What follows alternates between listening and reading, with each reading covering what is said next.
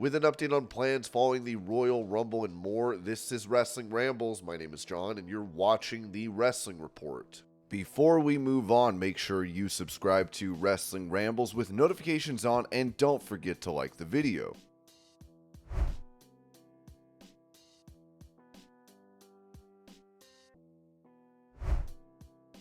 Going over the attendance numbers for AEW and WWE last week, Ringside News wrote that WrestleTix recently compiled attendance figures for WWE and AEW television shows last week. Among the shows, Friday Night SmackDown had the highest ticket sales, while AEW Collision had the lowest sales this time around. Monday Night Raw on January 15th took place at the Emily Arena in Tampa, Florida, where they sold 8,697 tickets. AEW Dynamite took place at the In-Market Arena in Savannah, Georgia, and drew an audience of 2,341. Friday Night SmackDown took place at the Legacy Arena in Birmingham, Alabama, and sold 9,233 tickets, making it the biggest winner last week. AEW Collision took place at the Brookshire Grocery Arena in Bossier City, Louisiana, where they sold 1,604 tickets for last week's show, making it the biggest loser.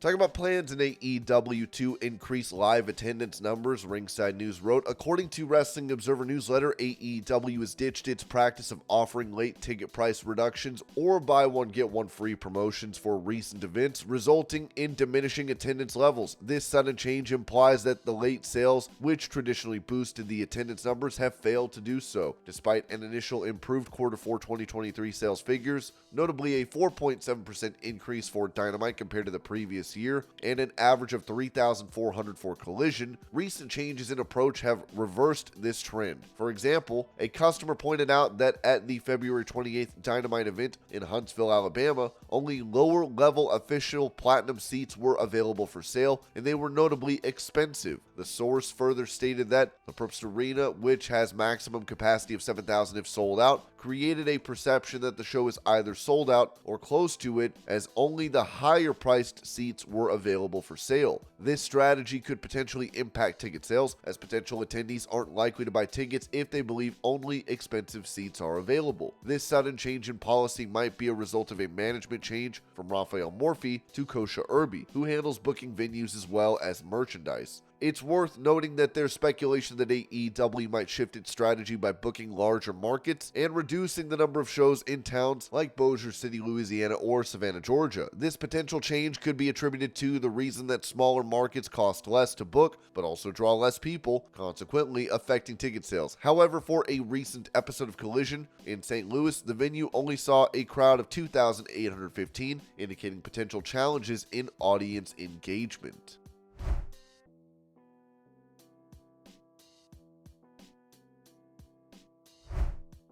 Giving his take on the WWE deal with Netflix for Raw, former WCW president Eric Bischoff said on his 83 Weeks podcast, "What does that mean with Netflix? How about 240 million subscribers in 190 different countries? That's a big opportunity to grow your international live events, your PLEs, and just grow your international footprint beyond UK and Europe. Their content is going to be as easily accessed in the UK and in France and in Germany. If you look at UK, it's a $1.5 billion revenue. It's the second largest, just behind the US for Netflix. There will probably be more people with access to the product. It's going to be fascinating to watch."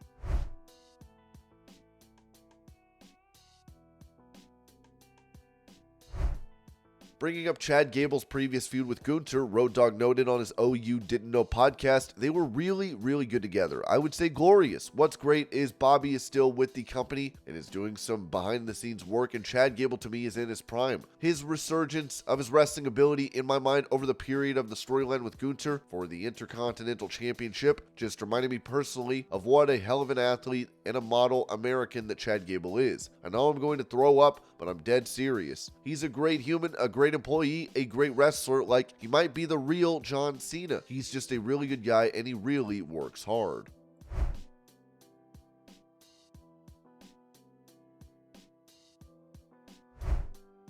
Mentioning a project that could be in the works, it was said that Fightful Select has learned that there has been heavy discussion about creating a film based on the history of the Hart family. Based on what we've heard, this has been talked about for quite some time.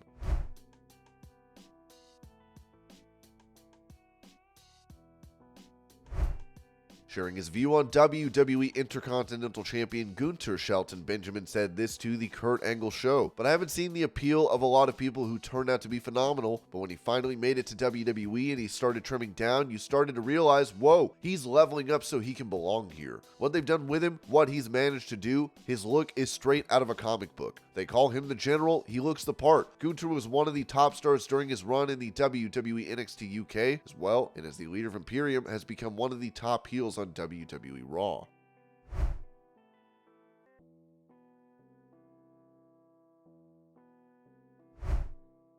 Apparently, there were many legends backstage at the Royal Rumble event, PW Insider reported. Among those backstage visiting at the 2024 WWE Royal Rumble included Mike Rotunda, Brian Blair, Steve Keirn, Dory Funk Jr., and Marty Funk and Gerald Briscoe. We can do several legends were backstage at the Rumble.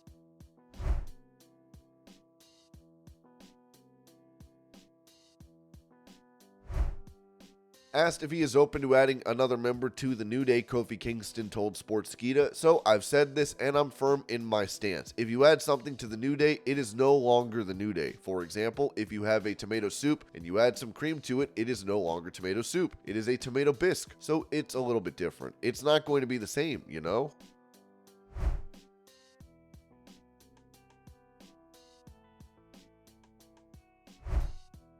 When it comes to details regarding TNA Knockouts champion Jordynne Grace appearing in the Women's Royal Rumble, it was reported that Jordynne Grace made her WWE debut in the Royal Rumble. TNA Knockouts champion Jordynne Grace was at the show as a major surprise. Fightful had heard that WWE reached out to outside companies about potential Royal Rumble surprise entrants. We're told that WWE contacted TNA this past weekend to inquire, and everything went through TNA. Grace is still signed with TNA. We're told that Grace had a physical and blood work on Monday, then flew to Florida Thursday to participate in the Royal Rumble rehearsals. There was someone in TNA who said they heard this was a possibility earlier this month when there were broader WWE/TNA rumors. Those we spoke to in WWE said both TNA and Jordynne Grace were easy to deal with and accommodating during the process.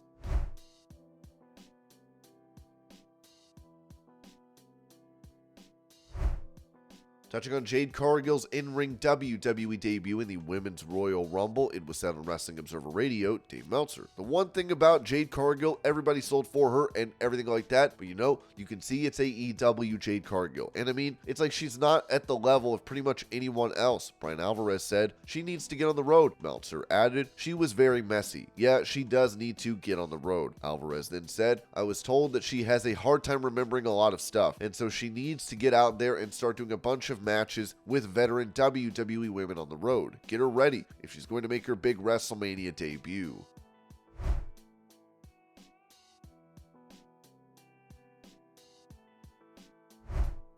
Following his victory in the Men's Royal Rumble match, Cody Rhodes had this to say to fans in attendance.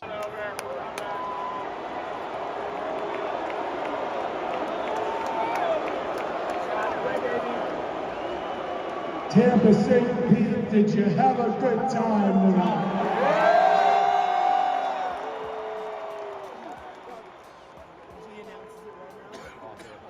Guys, I owe you an apology. I'm sorry about what happened at WrestleMania 39.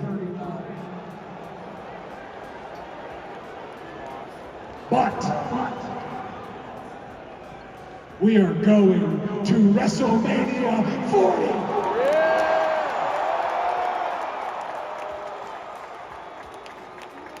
It's been a long night. I won't keep you here. An amazing show, an amazing crew, an amazing production. When I come to Tampa, when I come to St. Pete, sometimes I try and stay and keep to myself. And the reason is, this is dusty territory.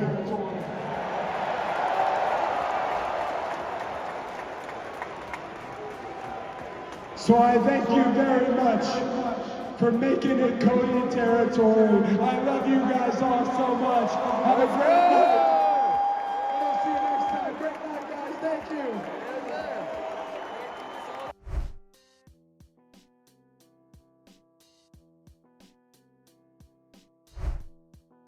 Speaking of Cody Rhodes, a picture is going around the internet showing what appears to be a tooth in the ring next to Cody.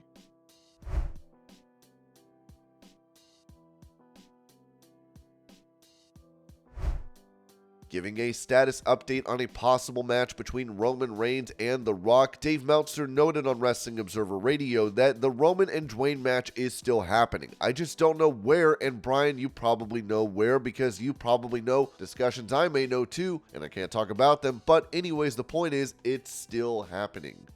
The 2024 Royal Rumble Premium Live event, let's talk about that in today's Wrestling Ramble. Oh my goodness, what an event that WWE just put on. The 2024 Royal Rumble Premium Live event is now in the books, and what a crazy card it was. They didn't have to stack it. On the main card, I don't know if they had a pre-show, I didn't watch it, but they had 4 matches. 4 matches, if you can believe that. When you take into account it's 2 Royal Rumbles, it makes a little more sense. But it felt so nice to not have to sit through 6 to 8 to 10 matches or whatever it would be. That was the problem with the original WrestleMania format before they went to 2 nights, was it just felt so long. Like 6-7 hours of a pay-per-view is too much for anything. It's like 3 hours of Raw. No one wants to sit through 3 hours of Raw, by example. That's why the 3rd hour of Raw always dips in viewership, because about 2 hours is all even the viewers that are maybe even considered hardcore fans would try to sit through. They can't even sit through that. Hundreds of thousands will dip out by the 3rd hour. So the Royal Rumble 2024 event, you had 4 matches total on the main card. You had the Women's Royal Rumble, you had the undisputed WWE Universal title match in the Fatal 4-Way, you had the US title match, and then you had the Men's Royal Rumble. Everything was great from start to finish. Just to start off, it was all fantastic, incredible matches. Going from top to bottom, or bottom to top, I suppose, you had the Women's Royal Rumble kicking off the show. And coming out at number 2, you had Naomi returning to WWE. She had been over at Impact for a little bit. You know, she walked out on WWE with Sasha Banks a while ago. What was that, the summer of 22? Or was it 23? I don't remember when it was, but it felt like so long ago. And now Naomi's back. She recently dropped the Knockouts Championship over at TNA to Jordynne Grace, and there were rumors that her contract was up. That was her last appearance. It seemed evident by her post-match speech thanking all the fans and everything that it was going to be over. She made peace with Jordynne Grace. It looked like she was going to go back, and there were even reports saying that she had mentioned returning to WWE and specifically the Royal Rumble. That turned out to be true. Naomi had a great performance there. And even speaking of Jordynne Grace, she came out, I believe, at number 10 with the Knockouts title. Had a great showing there. They were plugging TNA. WWE and TNA, I believe, under Endeavor. Endeavor owns TNA streaming service, if I'm not mistaken, so they have some kind of working relationship maybe through that. This is not the first time we've seen a Knockouts champion in a Royal Rumble. If you'll remember, Mickie James came back for a Women's Royal Rumble as the Knockouts champ, had the belt and everything, so did Jordynne Grace. This was such a great match, and I remember they announced maybe like 4 or 5, I believe it was 4 members, participants, for the Women's Rumble. It was Becky Lynch, Bianca Belair, Bayley, and someone else, I can't remember the name, but there weren't that many people, and everyone's wondering, well, who's going to win this? And a lot of people were saying Bayley, and I wasn't so sure about that. I wasn't sure that Bayley was going to get the job done. I didn't quite understand it since she's been on such a losing streak, I believe for like the past year and a half, maybe even 2 years on television and in live events. She hasn't won a match in well over a year. But now she's won one, and she's won a big one, and has punched her ticket for a women's world title match. She will either face Io Sky, her Damage Control faction mate, or Rhea Ripley at WrestleMania. Either of those matches would be good. It would make more sense, of course, if she faced Rhea. But here's where it gets interesting. Io Sky and Rhea Ripley are both heel champions. Damage Control is a heel faction. Bayley, for all intents and purposes, right now is still a heel. Now, there's been dissension in Damage Control, and if you're going to have someone turn babyface, especially with this Royal Rumble win, it's gotta be Bayley. Bayley is probably going to turn babyface, but that still leaves us with a question. Who is she going to face? Will she turn on her Damage Control teammate Io Sky and try to unseat her as champion, or will she go after Rhea Ripley and have this super faction of 2 singles women's champions, have the tag champions as well? It's an interesting dynamic they could have there if you wanted to put money on it. If I was going to bet on this, I feel like Bayley will continue to play into the Rift with her Damage Control stablemates, and she will face Io Sky at WrestleMania. Now, whether she wins or not remains to be seen. I don't know if I would bet on Bayley defeating Io Sky. You know what? I'm going to say Bayley beats Io Sky. I don't know for certain. It depends on how this all plays out and the reactions to Bayley once she gets committed to being babyface. But that's what I think you'll see. I think you'll see Bayley versus Io Sky. Bayley will be a babyface, Io Sky the heel. Damage Control will turn on Bayley, or Bayley will become a babyface somehow, some way, and leave Damage Control, and you can continue to play into that storyline specifically. There's not really an angle to work off of or history to go off of when it comes to Bayley versus Rhea Ripley. We move on to the undisputed WWE Universal Championship match in a fatal 4-way where Roman Reigns defended against AJ Styles, LA Knight, and Randy Orton. Once again, an incredible match. This went just under 20 minutes, 19 minutes and 30 seconds to be exact. Everyone in here looked great. You have so many stars in WWE right now. LA Knight was probably the biggest babyface amongst AJ Styles and Randy Orton. AJ's been kind of teetering on the fence here. His interactions, especially with The Club, his knockoff Bullet Club faction with Luke Gallows, Carl Anderson, and Mia Yim Meechin, he's been seeming distant and really hard-shelled. Like, he's been very distant from them. I'm not sure how else to describe it, but AJ Styles looks like he's going to become a heel, but he has to be a de facto babyface because he just came back, the way he's dressing and everything. But this was such an incredible match. Roman Reigns, of course, would end up retaining. I feel like everyone predicted that Roman Reigns would win this match, retain his title, continue to be the undisputed WWE Universal Champion. It doesn't make sense for any of these guys to beat him right now. Like, if you were going to have LA Knight beat him, you should have had him beat him the first time they went at it, which I wouldn't have done. I wouldn't have had LA Knight go over in that match. Especially now, it doesn't make sense for the likes of LA Knight to win. Randy Orton doesn't need it. AJ Styles doesn't need it, and it doesn't help anyone's cause or the company's cause to have Roman Reigns lose right now and end his historic title reign. So that was the right decision to have Roman Reigns go over, defeat AJ Styles, LA Knight, and Randy Orton. AJ Styles, of course, took the pinfall. You don't take away too much from LA Knight. You don't take anything away from Randy Orton. Unfortunately, AJ just came back too like Randy Orton, but he had to eat the pinfall. Nonetheless, a great match. It'll be interesting to see what they do with the likes of AJ Styles, LA Knight, and Randy Orton. If I had to take a guess right now, I would say they're going to build to AJ Styles versus LA Knight at WrestleMania 40. Then we move on to U.S. champion Logan Paul defending his title against Kevin Owens in a singles match. This was another great match. Logan Paul, I cannot say it enough, is one of the greatest rookies, one of the greatest newcomers to WWE, to professional wrestling, at least in the modern era, maybe of all time. He is such a natural, and it helps a ton that he came in as a star. Not a star in pro wrestling, but just a star in general, a name everyone knows, and he came in with heat. Whether it's he didn't like him because of his personality and how he is on social media, or you don't like him because of the Crypto Zeus scam and all of that, Logan Paul is easily hateable, and he played into it. He is such a natural. This match was incredible, and in the end, Grayson Waller, Austin Theory, who had made friends, made buddies with Logan Paul against Kevin Owens out of their mutual hatred of KO. They come out to the ring. I believe it was Theory that slid Logan Paul a pair of brass knuckles. Logan Paul puts him on. He just about hits Kevin Owens with him. Kevin Owens gets a grab of his hand. He takes the brass knuckles off, puts it on his own hand, and bam, hits Logan Paul with the brass knuckles, puts him on the ground. He goes for the cover. I thought it was it. I thought Kevin Owens was going to beat Logan Paul for the U.S. title right there, even though prior to the match and prior to this moment, even during the match, I thought there's no way Logan Paul loses. He's going to keep the U.S. title. It doesn't make sense for him to lose. I thought that was it. I thought KO was going to get the win, take the U.S. title, and it went 1, 2, and right before the 3 count, the ref looks up and notices Kevin Owens' hand. There's the brass knuckles looking him right in the eye, and Kevin Owens goes, "Wait, no," and the referee disqualifies him. him. What a